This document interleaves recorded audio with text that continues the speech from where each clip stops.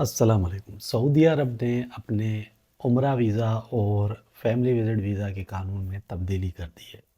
ये तब्दीली सऊदी अरब के विज़िट वीज़ा के हवाले से है, या जिसको आप उम्रा वीज़ा भी कह सकते हैं, फैमिली विज़िट वीज़ा भी कह सकते हैं।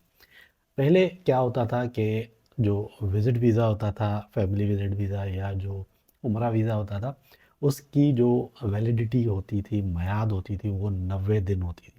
लेकिन अब इस वैलिडिटी को कम करके 30 दिन कर दिया गया है। यहाँ पे बहुत सारे लोग कन्फ्यूजन का शिकार होंगे, लेकिन उनको मैं क्लियरली समझा देता हूँ।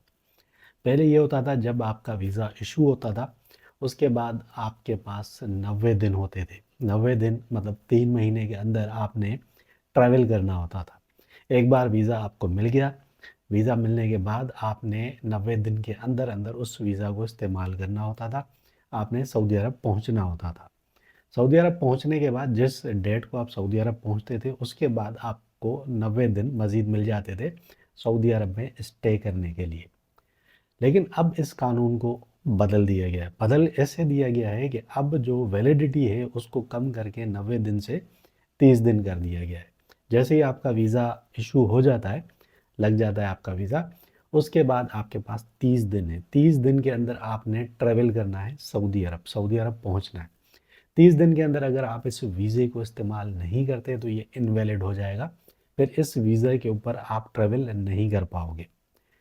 30 दिन का मकसद ये है कि जब आप पाकिस्तान में, इंडिया, बांग्लादेश किसी भी कंट्री में मौजूद हो, 30 दिन के अंदर आपने सऊदी अरब जाना है। जैसे ही आप सऊदी अरब में एंट्री करते हो, आपके पासपोर्ट पर स्टैंप लग जाता है एंट्री का।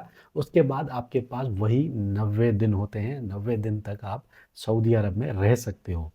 लेकिन सऊदी अरब पहुंचने के लिए उस वीज़ा को इशू होने के बाद ट्रैवल करने तक का जो टाइम है, उसको 90 दिन से कम करके 30 दिन कर दिया गया है। तो यहाँ पर कंफ्यूज होने की ज़रूरत नहीं है। जब आप सऊदी अरब पहुंच जाते हो, उसके बाद आपके पास 90 दिन सऊदी अरब में रहने के लिए मौजूद हैं। अब बहुत सारे लोग ऐसे हैं जिनके ऑलरेडी पिछले वीज़े जो है वो निकल चुके हैं, जब वैलिडिटी 90 दिन की होती थी। अभी उनके पास जो वीज़ा मौजूद है, उसकी वैलिडिटी 90 दिन की है।